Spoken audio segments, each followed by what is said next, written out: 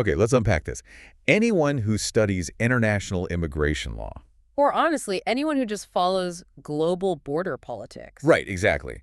You understand the basic concept of statelessness, you know the mechanisms, and you know the absolute bureaucratic nightmares people endure when their documents go missing. Oh, absolutely. It's a system designed to punish anomalies. But the stack of sources we are diving into today, well, it presents the ultimate terrifying edge case. We are not talking about a lost passport causing a stressful weekend delay at some embassy. No, not even close. We are looking at the exact moment a human being falls through the microscopic legal cracks between Belgian, French, and British sovereignty. Yeah. And the result, an 18-year purgatory. It is truly staggering when you lay out the timeline. Yeah. Today's deep dive into the source material is about the astonishing reality of Mehran Karimi Nasseri, the man who lived entirely inside Terminal 1 of Charles de Gaulle Airport in Paris from 1988 until 2006. And reading through these sources, it just forces you to completely reevaluate the extreme fragility of your own identity. I mean, we navigate the world feeling so secure in our fundamental existence. We take it for granted, our names, our professions. Our right to simply occupy physical space on the planet. But this deep dive exposes how much of that fundamental existence relies on nothing more than a few pieces of stamped paper. Yeah, and when those documents vanish. The global bureaucratic system literally has no framework for you. You are stripped of your rights, your mobility. Legally speaking, you cease to exist. You become a ghost haunting an international transit zone. To really understand the man behind the myth here, we have pulled together an incredibly rich array of material. We are looking at historical retrospectives, deep investigative journalism from places like The Guardian, Cabinet Magazine, The New York Times. And the personal accounts are crucial. Absolutely crucial. The most vital one comes from Andrew Donkin. He's a writer who actually embedded himself in the airport. He lived alongside Nasseri for 3 weeks to co-write his autobiography. Which gives us such an intimate, visceral look at his daily life. Exactly. So our mission today is to dissect the bizarre legal loopholes that trapped him, the severe psychological toll of living under relentless fluorescent lights for nearly 2 decades, and the resilience required to reduce an entire universe to a single red plastic bench. It's a labyrinthine legal thriller, but at its core, it really is a profound psychological character study. So where do we even begin to untangle this? Well, to grasp how Nasseri ended up on that bench, we have to examine the foundation of his identity, which begins in Iran. Right. The factual background from the sources establishes that Mehran Karimi Nasseri was born in 1945 in Majd Soliman. Now, this wasn't just any town. It was a settlement heavily defined by the presence of the Anglo-Persian oil company. And his family was fairly well off, right? Yes. His father, Abdelkarim, was an Iranian doctor employed by this company. So Nasseri's early life was characterized by relative affluence and comfort. He was shielded from the immediate poverty or systemic displacement that we typically associate with the origins of stateless refugees. Which makes his own personal narrative so incredibly puzzling. I mean, when you read the transcripts of his later interviews from the airport, he vehemently denied this comfortable, standard Iranian upbringing. He completely rejected it. Yeah. He repeatedly insisted to journalists that his mother was not Iranian at all. He claimed she was a Scottish nurse who worked for the oil company. And on other occasions, he would just switch the story and claim she was Swedish. Right. And he was absolutely adamant that he was an illegitimate child, the product of a secret affair, and that his father's true family ultimately rejected him. That narrative of rejection is such a fascinating defense mechanism, because when documentary filmmakers and investigative journalists went look... Specifically Paul Berzeller, right? Yes, Berzeller did a phenomenal deep dive for The Guardian. When they actually went and looked for the documentation of his birth and family life, they found a very different reality. A completely standard reality. Exactly. Berzeller's research strongly indicates that Nasseri's mother was an Iranian homemaker. His family was a thoroughly standard, middle-class Iranian family. So no Scottish nurse. There was no Scottish nurse. There was no Swedish mother. The entire illegitimate exile story was a fabrication. Which really begs the question, why would someone invent such a specific, culturally alienating origin story for themselves? It reveals a deep-seated, early psychological tendency to distance himself from his Iranian roots. Long before he was ever trapped in a European airport, he was already actively trying to rewrite his own origins. He was severing ties with his homeland in his own mind. Yes. He wanted to project an inherent connection to Europe, positioning himself as a victim of his Iranian family rather than a product of them. It is a profound rejection of the self that sets the stage for the extreme identity fracturing we see decades later. And that internal desire for a European connection becomes a physical reality in 1973. Nasseri is 28 years old, and he leaves Iran to move to the United Kingdom. He enrolls at the University of Bradford. Right, he dedicates himself to studying Yugoslav studies. He spends 3 full years immersed in English culture, living a typical life of an international student in the mid-1970s. But then, the narrative takes a sharp turn when he returns to Iran in 1977. And 1977 in Iran is not a calm period. Not at all. According to Nasseri, this return coincided with his political awakening. The geopolitical landscape of Iran in the late 1970s was a powder keg. It was steadily building toward the 1979 revolution that would overthrow Shah Mohammad Reza Pahlavi. The environment was highly volatile, marked by widespread protests and the very real, very intimidating presence of the Savak. The Shah's secret police. Yes, who were notorious for their brutal methods of suppressing dissent. And Nasseri claimed he stepped right into the middle of this. He stated that he participated in a student strike against the Shah, and as a direct consequence, he was targeted. He was very specific about the fallout. Very specific. His narrative is that the Savak arrested him, subjected him to torture, and then summarily expelled him from the country, stripping him of his passport in the process. He positioned himself as a persecuted political exile, forced out of his homeland. The historical records from that era, however, paint a much more complicated picture of his involvement. And to be clear, we are just looking at the documented evidence here. Absolutely. We're just relaying what the investigative sources uncovered. Right. When investigators looked into these specific claims of torture and deportation, the evidence simply wasn't there. There are accounts from witnesses confirming that a student strike did occur at Tehran University, and the Savak did detain and question a group of about 20 students, which did include Nasseri. They were held in a classroom for several hours. Yes, but the critical divergence is how the situation resolved. Reports indicate the matter was settled without formal arrests, without any physical torture, and most importantly, without the state confiscating his passport or deporting him. Wow. So if he wasn't physically forced onto a plane by the secret police, it completely reframes his entire exile. It completely shifts the paradigm. It changes the story from a man banished by an authoritarian regime to a man who perhaps chose to walk away and lock the door behind him. It introduces a massive ambiguity into his status. Was his subsequent wandering across Europe forced upon him by a genuine fear of future persecution? Or was it a self-imposed exile fueled by his own internal psychological struggles and that pre-existing desire to simply erase his Iranian identity? That is the million-dollar question. But whatever the internal motivation, the external reality is that he leaves Iran.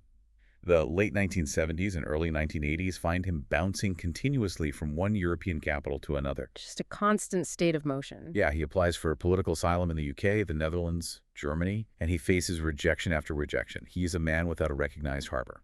Until 1981, when the system finally works in his favor. If we connect this to the bigger picture of refugee law, this moment is crucial. He is in Belgium, and the United Nations High Commissioner for Refugees, the UNHCR, reviews his extensive appeals and formally grants him official refugee status. That is huge. Monumental. In the context of international immigration, achieving that status is the golden ticket. It instantly transformed him from an undocumented wanderer into a legally recognized entity requiring international protection. And under the frameworks of international law at the time, this status theoretically provided him the flexibility to live and work in various European nations. Exactly. And he used this status to live securely in Belgium for several years. He had papers, he had a legal identity. The tragedy is that this very system of protection is what eventually malfunctions and traps him. Which brings us to the summer of 1988, the absolute catalyst for the next 18 years of his life. This is where everything goes wrong. Nasseri is safe in Belgium, but he decides he doesn't want to stay there. He wants to settle permanently in the United Kingdom. He leans heavily on that fabricated story about his Scottish mother, feeling this profound pull towards British soil. So he initiates the journey. He travels from Belgium to Paris with the intention of catching a flight from Charles de Gaulle to London Heathrow. And the moment he attempts this transit, the entire bureaucratic safety net disintegrates. The events of that specific journey represent a permanent divergence between Nasseri's lived truth and the suspicions of the authorities. Nasseri maintained an unwavering story. The mugging story. Right.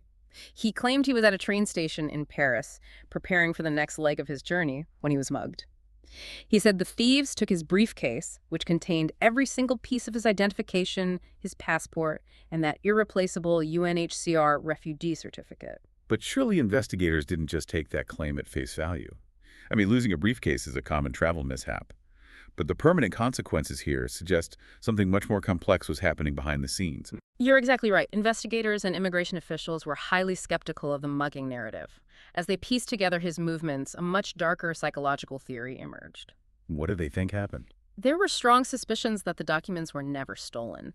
Instead, authorities theorized that while Nasseri was on a ferry to Britain or perhaps in the terminal just before his flight, he intentionally dropped his documents in the mail, sending them back to the refugee offices in Brussels. Wait, why would someone purposefully destroy the only legal proof of their existence? It seems completely counterintuitive to survival. It speaks to either a severe mental break or a terrifyingly calculated gamble. If it was a calculated move, the twisted logic might have been to force the hand of the British government. How so? Well, if he arrived in the UK holding Belgian refugee papers, the British could simply say, "You already have safe harbor in Belgium, go back there." But if he arrived as a completely undocumented, stateless entity claiming political asylum, he might have believed the UK would be legally obligated to take him in, process him, and grant him British residency. He was attempting to burn his ships to ensure he couldn't be sent back to the continent. Precisely. So he boards the flight to London. And just as a side note, the fact that he even managed to board an international flight in 1988 without a passport really highlights how vastly different aviation security protocols were back then. It's unfathomable today. Completely. But he lands at Heathrow, he steps up to the British immigration desk, and he presents them with nothing. The British officials operate exactly by the book. They deny him entry and put him straight onto the next flight, back to his point of origin, which is Paris. And that return flight is the mechanism that springs the trap. When he lands back on French soil at Charles de Gaulle, he is immediately intercepted by the French border police. Naturally. They arrest him on the charge of illegal entry because he has arrived without a visa, a passport, or any proof of identity. But the moment they attempt to process him for deportation, the bureaucratic logic implodes. Because he has no papers. Exactly. Because he has absolutely zero documentation, there is no legal country of origin on file to send him back to. They can't put him back on a plane to London because the British have already formally rejected him. And they certainly can't deport him to Iran because he holds no Iranian passport. And he is legally classified as a political refugee fleeing that regime. He was standing physically in France, but legally he was in a void. He couldn't advance and he couldn't retreat. Faced with an impossible administrative anomaly, the French authorities placed him in the zone d'attente. The waiting zone. Yes. This is the international holding area within the airport designated for travelers lacking proper papers. It is a space that exists geographically within France, but legally it operates almost outside of standard domestic jurisdiction. It is essentially a waiting room for ghosts. This is where Christian Bourget enters the picture. He is a prominent French human rights lawyer who catches wind of this man marooned in the terminal.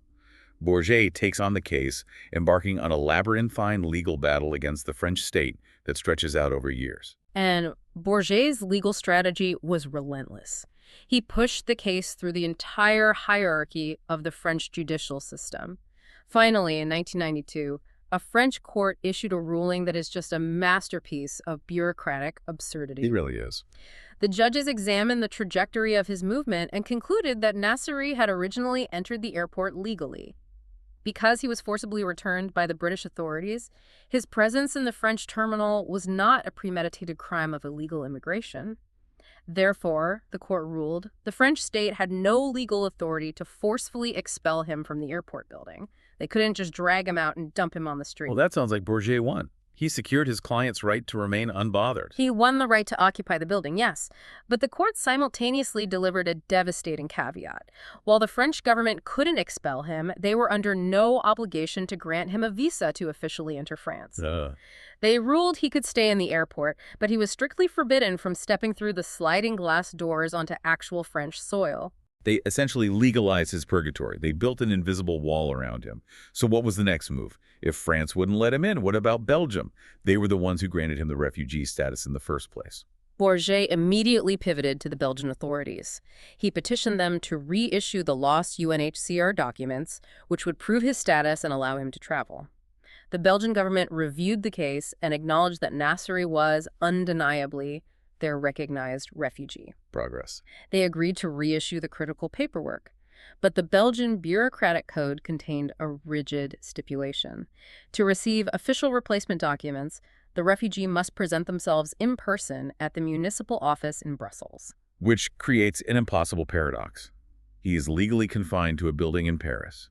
He cannot cross the international border from France into Belgium to retrieve the papers because he needs those exact papers to legally cross the border. What's fascinating here is how this perfectly illustrates a modern catch-22. The legal framework required a physical human body to present itself at a specific geographical coordinate, yet international border law rendered that same physical body completely invisible and immovable. A complete systemic lockup. The system possessed no override switch, no clause for common sense. The law operated flawlessly according to its own internal logic, completely blind to the fact that it was crushing a human life in its gears. Let's visualize the reality of being crushed in those gears. We understand the legal paradox, but what does the physical reality of living in an airport for 18 years actually entail? Charles de Gaulle Terminal 1 is not designed for human habitation. Far from it. Built in the 1970s, it is a massive circular concrete structure. It is brutalist, highly functional, and completely devoid of warmth. Nasseri claimed a highly specific piece of real estate within this concrete donut, a single red plastic bench situated on the boutique level. He chose a spot right in the middle of a bustling commercial concourse. He wasn't hidden away in an abandoned maintenance hallway. He was surrounded by high-end retail stores, cafes, and a relentless, unending river of international passengers. He had his little barricade, too. Yes, he constructed a barricade around his bench using luggage trolleys and a collection of distinct yellow Lufthansa cargo boxes. Those boxes contained everything he owned in the world. The sensory environment of that space is almost unimaginable. Andrew Donkin, the writer who spent 3 weeks sleeping on the floor near Nasseri's bench to chronicle his life, captures the oppressive atmosphere perfectly. Airports are places of pure transience. They are designed to move you from one place to another. They are not meant to be a destination. The psychological assault of an airport is subtle but relentless. As essayists have noted, an airport operates like a restless dream. There is no present tense. Everyone around you is either arriving from the past or departing for the future. And the physical environment itself is hostile to rest. You are subjected to the constant, unwavering glare of fluorescent lights that never simulate night or day. You are bathed in the dull drone of piped-in music. And most invasively, you are bombarded by incessant, disembodied announcements echoing overhead in multiple languages, 24 hours a day. To exist permanently in an environment engineered to induce a state of temporary passage is a profound test of human endurance. To survive that environment without his mind fracturing completely, Nasseri implemented an astonishingly rigid discipline. Donkin observed that his daily routine was military in its precision. Every single morning, without fail, Nasseri would wake up at 5:30 a.m. Before the crowds. Exactly. Huh. He did this specifically to utilize the public restrooms before the first major wave of morning passengers flooded the terminal. He would shave, wash his face, and meticulously clean himself. His dedication to his personal appearance was fierce. He refused to allow himself to degrade into the visual archetype of a vagrant. His clothes were kept immaculate. He owned a blazer that he kept carefully wrapped in protective plastic, hanging from one of his luggage carts. So he just looked like a normal passenger. To the casual observer walking past his bench, he didn't look like a homeless man. He looked like a weary traveler enduring an exceptionally long flight delay. I was reading Donkin's notes on how vital that routine was.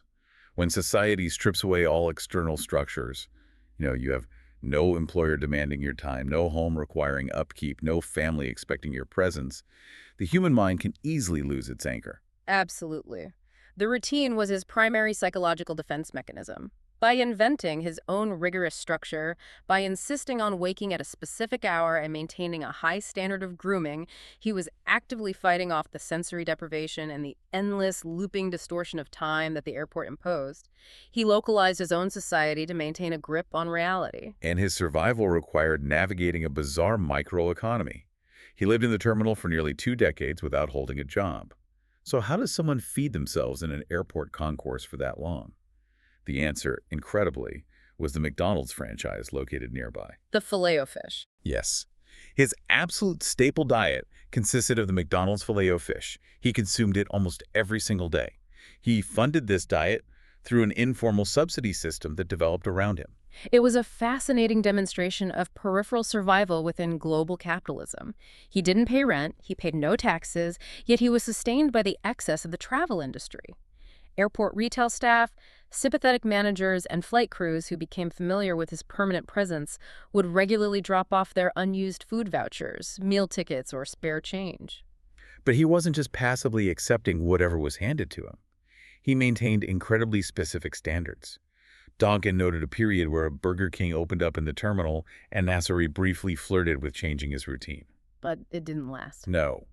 After just a short while, the Burger King's French fry machine broke down for a few days.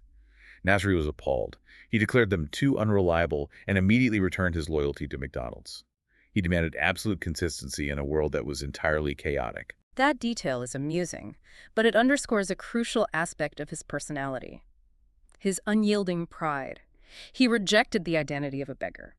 If a well-meaning passenger approached him to offer a handout of old clothes out of pity, he would frequently refuse the offer. He had his boundaries. He operated by a strict moral code.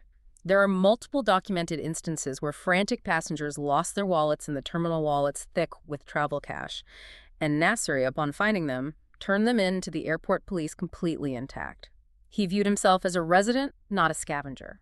He also viewed himself as a historian of his own bizarre existence. Yeah. He essentially became a pre-internet reality star, documenting his daily life with obsessive dedication. He spent countless hours sitting on his bench, furiously writing in his diaries. Page after page. He filled thousands upon thousands of pages of A4 paper, which were continuously supplied him by the airport's medical director, Dr. Philippe Bargan, who took a profound interest in his well-being. His documentation was relentless. Donkin recounts instances where he would step away from the bench just to grab a coffee, and upon returning, he would find Nasseri frantically transcribing the exact conversation they had concluded just moments prior. It's incredible. It was a highly meta existence. He was performing his life for an audience of transient strangers while simultaneously serving as the primary archivist of that performance. He existed in a state of permanent observation. Journalists would fly in from all over the world just to sit on his bench for 20 minutes, and he would carefully log their visits. As observers noted, there was something deeply Warholian about his life. His closest neighbors were a humming copy machine and an automated photo booth. Because he was a permanent fixture, he became completely desensitized to the chaos that terrifies normal travelers. I was reading Donkin's account, and there's this incredibly tense moment in 2004 that highlights this perfectly. Donkin is sitting on the bench with Nasseri when the tone of the terminal announcement suddenly shifts. Sirens start blaring. Passengers are screaming and sprinting toward the exits. Armed security guards are deploying blast shields. A nightmare scenario for an airport. Exactly. An abandoned suitcase has been spotted just 50 meters from Nasseri's bench, triggering a massive bomb scare. Donkin is panicked, asking if they need to run. How does a guy who lives his entire life in a potential terror target react to that? He doesn't even flinch. He dismisses the panic entirely. He simply looks at Donkin, waves his hand, and says, "It's never actually a bomb. A tourist forgets their bag." He refuses to abandon his red bench and his precious boxes of diary pages. He just sat there. He sits there, perfectly calm, and watches as the bomb squad deploys a heavily armored robot. The robot rolls up to the suspicious suitcase, activates a mini-circular saw, and aggressively cuts the bag wide open. And what spills out onto the polished concourse floor? A pile of folded pajamas. He had seen it all before. The terminal was his living room, and a bomb squad intervention was no more alarming to him than a dog barking outside a suburban window. But that outward calm, that normalization of the extreme, was masking a much darker internal shift. While he meticulously maintained his blazer and his daily routine, the core of who he was fundamentally fracturing. He wasn't just surviving as Mehran anymore. Here is where it gets really interesting. This psychological evolution is where the story takes its most surreal turn. Over the years, Mehran Karimi Nasseri systematically dismantled his original identity. During the early years of his confinement, he was constantly writing desperate letters to the British authorities, pleading his case for a visa, outlining his refugee status. And eventually, he got a reply. Eventually, he received a reply from a British immigration official. It was a standard bureaucratic response, but it contained a typographical error. The official had formatted the salutation incorrectly, addressing the letter to "Dear Sir Alfred." It was almost certainly a clerical mistake, a misunderstood comma, or a misreading of a form. But for a man whose entire existence was defined by a desperate yearning for British validation, that typo was a profound revelation. He seized upon it immediately. He genuinely seemed to internalize the idea, or at least fiercely committed to the performance, that this clerical error was an official communication from the British government conferring a knighthood upon him. It became his new reality. From that moment forward, he demanded that everyone interacting with him use his new title. Airport staff, lawyers, international journalists, they all had to address him as Sir Alfred. Or, as he sometimes insisted on spelling it, Sir Alfred Mehran, maintaining the errant comma as part of his legal name. The adoption of this title is a textbook example of a self-protective delusion. By demanding to be called Sir Alfred, he was constructing an impenetrable psychological fortress. He was actively destroying the painful reality of his past. Leaving Mehran behind. Yes.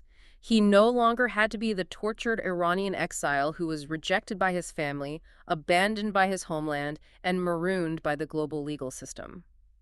Sir Alfred was an entirely different entity.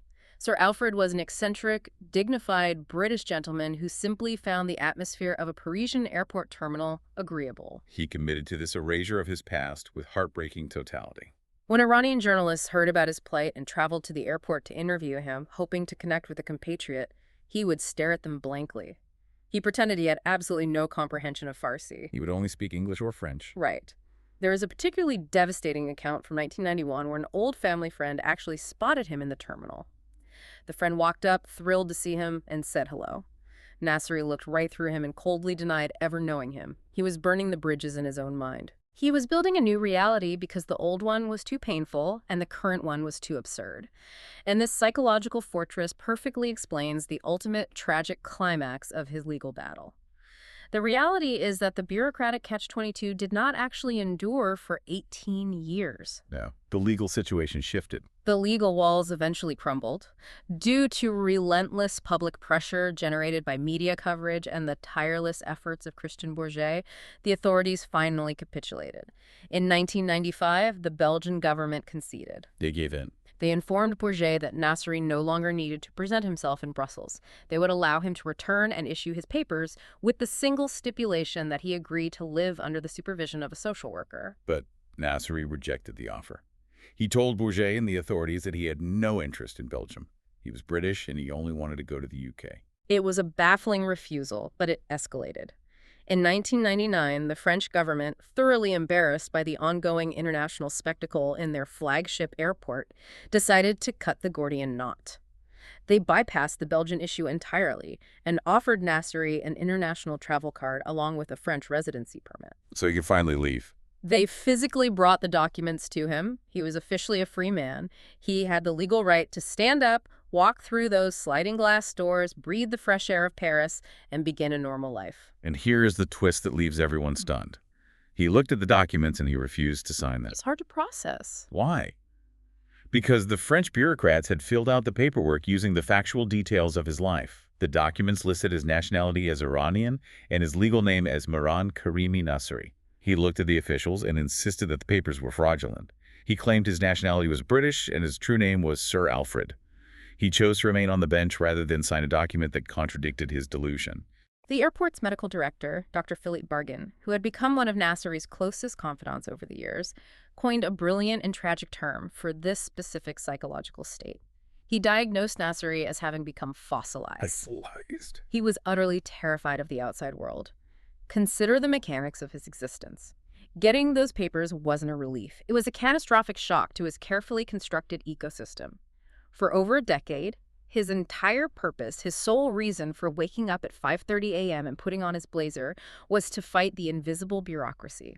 His identity was the terminal man. The fight for the papers had basically become his full-time profession. Precisely. The moment he put pen to paper and signed those documents, the epic struggle was over.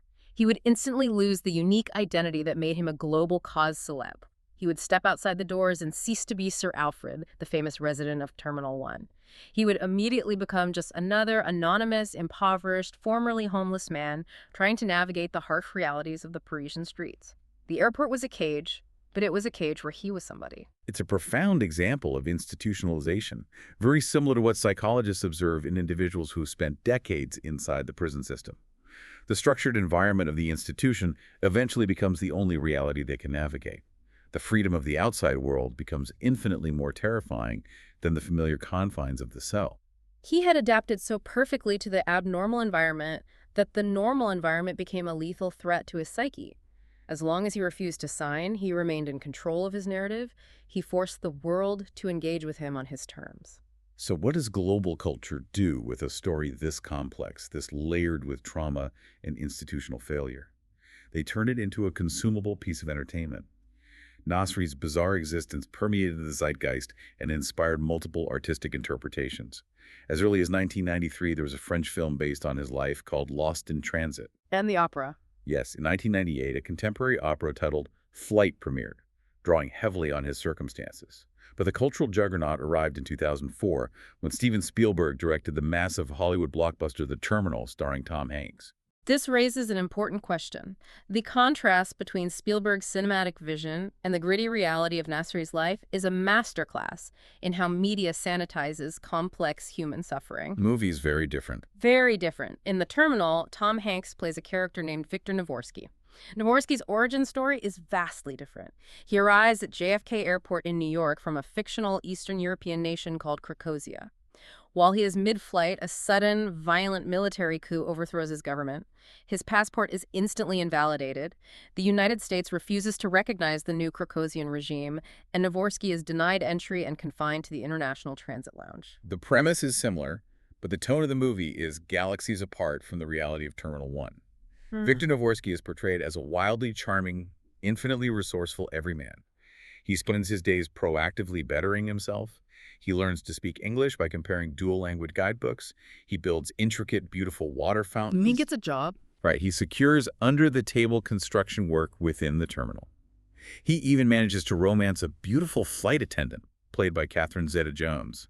His entire arc is driven by a desperate, active desire to solve his bureaucratic nightmare so he can step out into New York City to fulfill a heartwarming promise to his deceased father. Which is the exact inverse of Nasseri's psychological state. Navorski is a man fighting to escape his cage. Nasseri was a man who had fundamentally fused with his cage and was terrified of the door opening. DreamWorks, Spielberg's production company, was well aware of the true story. They reportedly paid Nasseri a substantial sum for the rights to adapt his life. Figures in the press estimated the payout was anywhere from $250,000 to $275,000. So Nasseri definitely knew about the film. He did. During the height of the movie's popularity, he even draped promotional posters for the terminal over the Lufthansa boxes surrounding his bench. Yet the promotional machine behind the film practically erased him. They rarely mentioned him in interviews, and the marketing certainly didn't bill the movie as the true, harrowing story of Mehran Karimi Nasseri. Hollywood took a deeply disturbing story of mental decay, isolation, and legal failure and turned it into a heartwarming romantic comedy. The reality of Nasseri's life, the fluorescent lights, the loud announcements 22 hours a day, the psychological unraveling, was far too bleak for a blockbuster. Hollywood demanded a hero with a happy ending. But for the real terminal man sitting on his bench, newly wealthy by most standards but still sleeping on a plastic seat, the streak couldn't last forever. In July 2006, the 18-year residency finally came to an end. And it wasn't by choice. No. It wasn't the police who finally removed him, and it wasn't a sudden change of heart regarding the paperwork. His biology. Nasseri contracted a severe illness. Most medical reports from the time cite serious lung or chest infections. When you consider that he spent almost 2 decades breathing continuously recycled, polluted airport air, saturated with jet exhaust and cleaning chemicals, a severe respiratory illness is entirely unsurprising. He was removed from the terminal and hospitalized in Paris. And it was during this hospitalization that the physical anchor of his identity was erased. While he was recovering in the ward, the airport authorities quietly moved in and dismantled his space. They took down the barricade. The red bench was cleared, the yellow Lufthansa boxes were removed, the nest was systematically wiped away. Once he recovered from his illness, returning to the bench was no longer an option. So what happened to a man who hadn't lived in the outside world since the late 1980s? His transition back into society was quiet and largely undocumented by the massive media apparatus that used to surround him. He initially lived in a hotel located near the airport, utilizing the funds he had received from the DreamWorks rights payout. But as the years progressed, he eventually transitioned into the French social safety net. He ended up in a shelter. Yes, moving into an Emmaus charity homeless shelter located in the 20th arrondissement of Paris. So from roughly 2008 onward, for over a decade, he's just living quietly in a Parisian shelter. The psychological whiplash of that transition must have been staggering. For 18 years, he was Sir Alfred, the internationally famous terminal man. He had a stage. He had a steady stream of journalists seeking his wisdom. He had the affection and daily interaction of the airport staff. He was a living landmark. In the shelter, all of that unique context vanished. He was stripped of the very environment that validated his existence. In the quiet halls of the Emmaus shelter, away from the announcements and the crowds, he was no longer a global symbol of bureaucratic absurdity. He simply became a quiet, elderly man. He lost his stage, and in losing the stage, he lost the performative aspect of Sir Alfred. And perhaps the profound silence of that loss is what drove the deeply somber final act of his life. Fast forward to September 2022. Nasseri is now 77 years old. After 16 years of living in the shelter, he makes a fateful decision. He leaves the facility, navigates his way back to Charles de Gaulle Airport, and walks back inside. A completely voluntary return. This time, he doesn't go to Terminal 1. He sets up camp in the public area of Terminal 2F.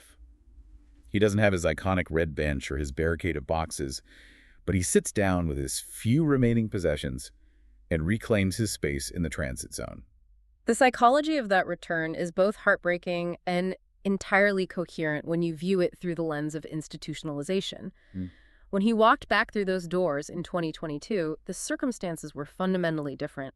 There was no invisible legal wall holding him there. He had papers. There was no catch-22 regarding Belgian residency requirements. He had legal status. He had access to funds. He was, in every legal sense, a free man capable of living anywhere in France. His return was not dictated by the law. It was dictated by a deep, inescapable psychological necessity. The airport was calling him back. The airport, with its chaotic noise, its blinding lights, and its endless river of transients, remained the only environment that made conceptual sense to him. It was the only place on Earth where he felt he possessed a true identity. It was where he belonged. And it was his final home. Just a few weeks after his return on November 12, 2022, Mehran Karimi Nasseri suffered a fatal heart attack while sitting in Terminal 2F. Police and medical emergency teams responded quickly, but they were unable to revive him. And he wasn't destitute. No, when they examined his belongings, they found several thousand euros in cash on his person. He was not there because he was destitute and had nowhere else to sleep. He was there because the terminal was his universe. He died exactly where he felt he was meant to be. It provides a profound, melancholic resolution to an incredibly complex life. He outlasted the system that trapped him, only to willingly surrender to the environment it forced upon him. As we step back and look at the entirety of this 18-year saga, we have to ask, what does this mean for you? We all pass through airports. We view these massive terminals as necessary annoyances, sterile tubes we rush through to get to our real destinations, our actual lives. But for one man, that transit zone became a complete ecosystem. On one hand, Nasseri's story is an awe-inspiring testament to human adaptability. It shows how the mind can normalize the most abnormal, oppressive circumstances in order to survive. But on the other hand, it highlights a terrifying fragility. It shows how easily our place in the world can be completely obliterated when our existence relies entirely on a web of bureaucratic paperwork. When you synthesize the broader implications of his life, Nasseri's story serves as the ultimate commentary on the modern condition of statelessness.